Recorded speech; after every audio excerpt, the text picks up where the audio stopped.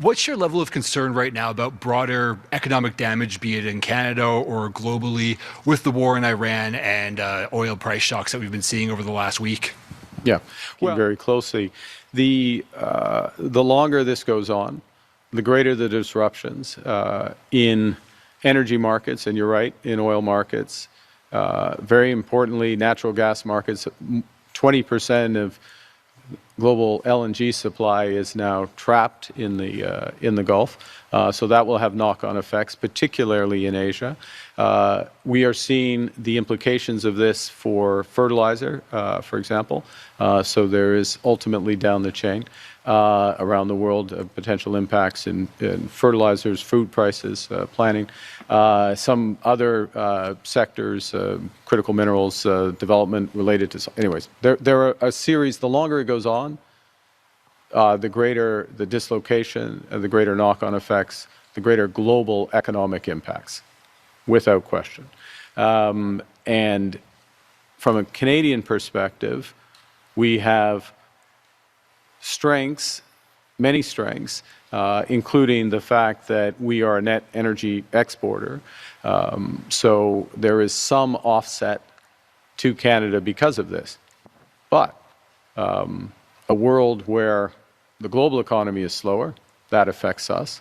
A world where gas prices are higher, gas prices are affected by global markets, that's an immediate challenge for individuals, so if it stays up. And also a world where, I'm going to simplify it, but the cost of money, financial conditions are tighter, interest rates are higher, stock markets are lower. That also has knock-on effects. We start from a position, so we are watching this closely. We are working at several dimensions to respond. One is directly with respect to the conflict, talking to allies, partners, other countries in the region, a wide range of active participants and interested parties, if I can put it that way, to try to contribute to the conditions that can lead to a de-escalation of hostilities. So that's number one. Secondly, working with particularly the G7 in terms of providing some relief to energy markets, but that needs to be kept into context. The scale of the disruption to energy markets is much bigger than what can be offset through, for example, the release of the Strategic Petroleum Reserve. Making sure, thirdly, that Canada is supplying everything it can to commodity markets, to energy markets. And then fourth, is moving forward with our economic plan, delivering tax cuts for Canadians. It's great to see the legislation finally making it through for the budget through the House of Commons, delivering on projects like this where we are masters in our own home. In other words, and I'll finish on this, what the challenges in the Middle East, what the war in the Middle East reinforces. The world's more dangerous and divided. We need to protect our territory. That's what we're doing. Secondly, it reinforces that we can be hit from shocks from abroad, economic shocks, your question. We need to invest at home and be strong at home. That's what we're doing. And it also reinforces that we need all forms of energy in order to be resilient. So yes, oil and gas, and we're developing those in a responsible way, but also clean energy. And part of today's announcement is to finally get the North off of diesel, whose prices are going up and are already much more expensive than they are south of 60, if I can put it that way, and to clean, reliable energy. Yeah. And just to follow up on that uncertainty, of course, we're just talking about the missile strike on the base in Kuwait, the strike on the base in Kuwait. Canadians are seeing the effects of the war here at home with the price of the pump going up and up and up. And it's been reported that after this trip is concluded, you're going to be on vacation for the next week. What's your message to Canadians who are worried about just the state of everything going on, the uncertainty, as you're going to be less publicly visible after this trip is done? I'll be, first off, it doesn't actually work out to a week. Is the first thing. Secondly, I'll be working through this weekend with the military exercises in Norway, meeting with our partners, meeting with Chancellor Merz of Germany. I'll be meeting the UK Prime Minister on Monday. I will be having a series of conversations during the week. I will be as visible as needed and as connected as always. As well, I would reinforce that one of the strengths of this government is we have a very strong cabinet. And one of the, I would like to think, one of my characteristics as a prime minister is I give authority to my ministers. So there's a reason why you hear a lot from the Minister of National Defense, from the Minister of Foreign Affairs, from the Minister of Public Safety, because they are very much on the front lines of these issues as much as I am. Thank you. Next question. Question, Kissa. Judy Trin with CTV News. Prime Minister, your office says you will have an audience with King Charles following your meeting with Keir Starmer. The Treaty 6 chiefs spoke to King Charles about their concern that Premier Danielle Smith has not denounced Alberta's separation. Is that a topic that you will also broach with the King? Well, let me say a couple of things that, if I may, Judy. Which is first is that His Majesty, in all my experience, takes an intense interest in the rights of Indigenous peoples, Treaty 6 territory, Treaty 7 territory, across the Arctic. He will be very interested, first and foremost, just by his nature, I know this, in terms of what we're talking about today, the progress that's being made, what's coming next, the impact of climate change on the North. These issues are front and center and constant for him. The second thing is that,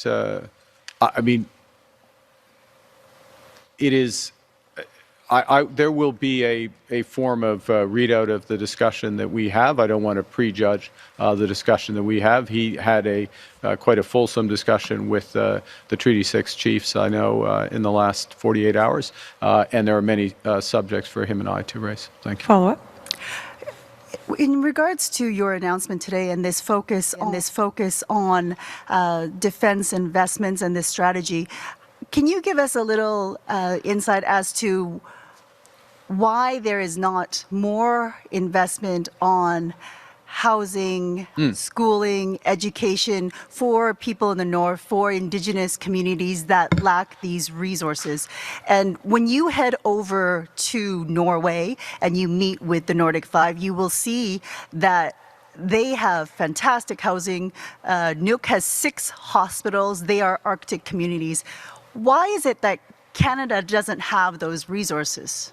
Well, a couple of things. One, this is a very important question. So let me pick up a few aspects of it. First, we are making major investments in housing in the Arctic. I'll point to the example of the 700 homes in Nunavut that we announced 6 weeks ago, the construction of those as part of Build Canada Homes, additional housing here in the Northwest Territories. We're working with the territorial government on that. More will be needed and more will be delivered. Okay, so that's the first point. Second is, and there is a deficit. Maybe that should have been the first point, which is to acknowledge the infrastructure deficit that exists across the North and in the Arctic.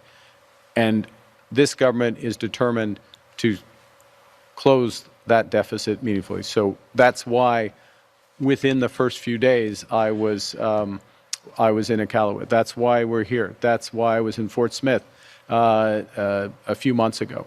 And we're continuing to focus on closing those deficits. Some of the benefits of, for example, some of the benefits of what we're announcing today will be major additional infrastructure investments in the North, additional health facilities, additional wastewater facilities, telco, and schooling and beyond. And it's a weird term, but it's dual use because it's relevant both for the military personnel who come, but also for the communities. And if you look at the communities where these what are called network operating hubs or nodes, where they're going, these are in northern terms quite large communities and have quite large spillover benefits.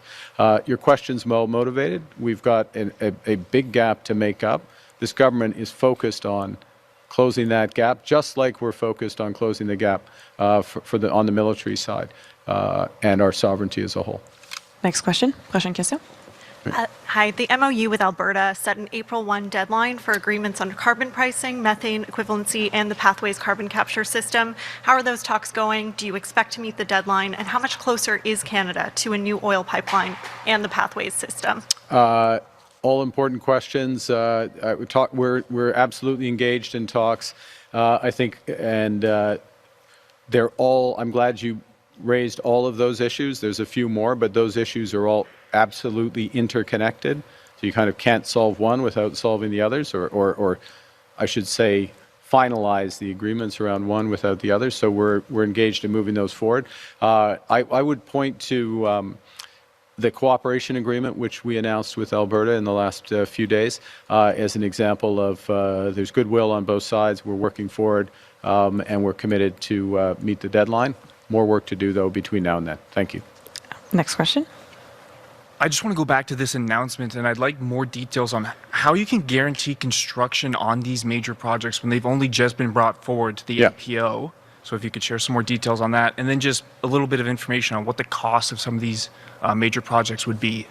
Okay. So in terms of, and there's a couple aspects of it. One is a project the scale of Mackenzie Valley will have a series of approvals, environmental approvals, other approvals for various components. And I talked in terms of phase 1 and phase 2, but even within phase 1, as the Premier well knows, we talk about this a lot, actually.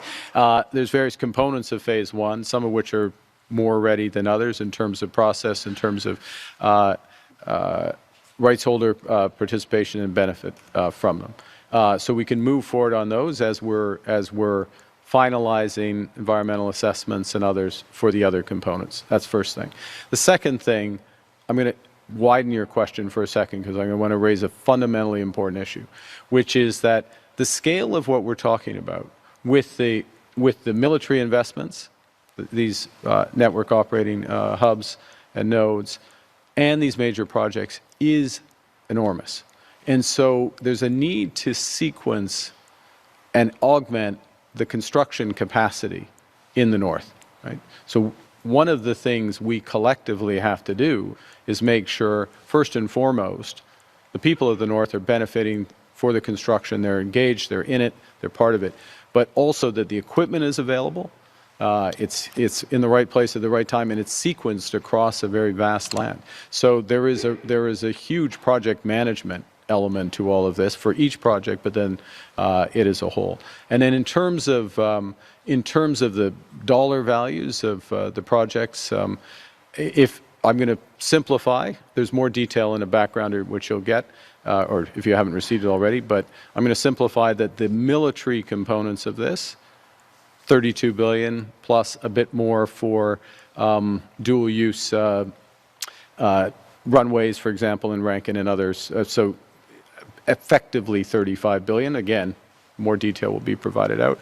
But then if you look at across Tulston, Mackenzie Valley, both legs, the Arctic corridor, including the port, it runs to north of $10 billion for all the components of it.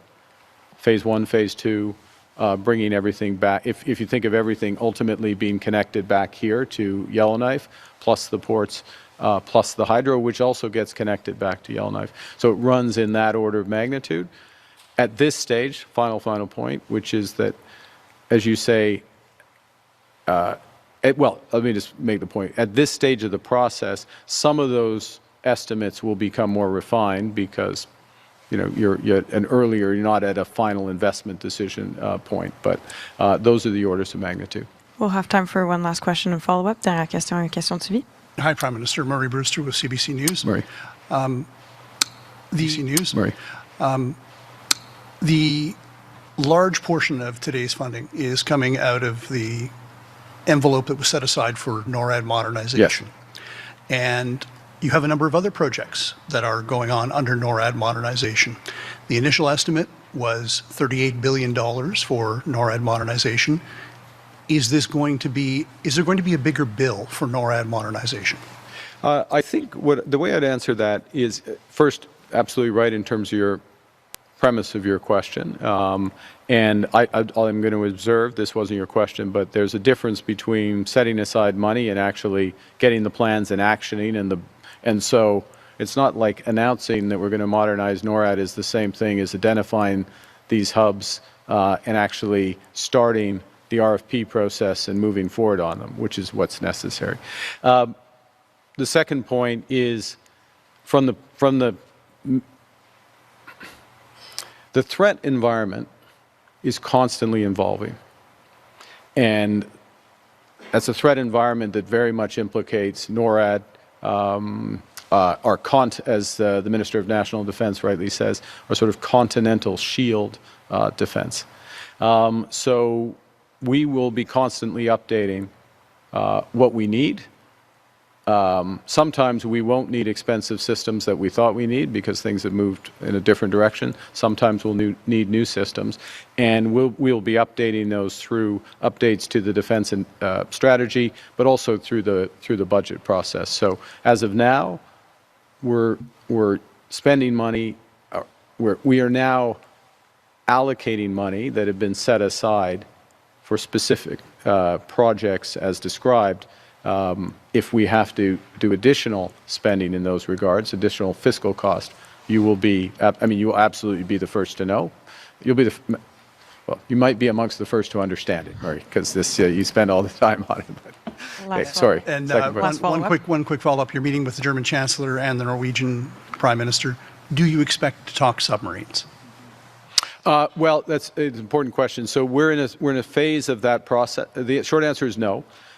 Because Murray, the short answer is no, because we're at a phase in that process where the short answer is no, because we're at a phase in that process where the final bids have been submitted, and that runs through an equal process.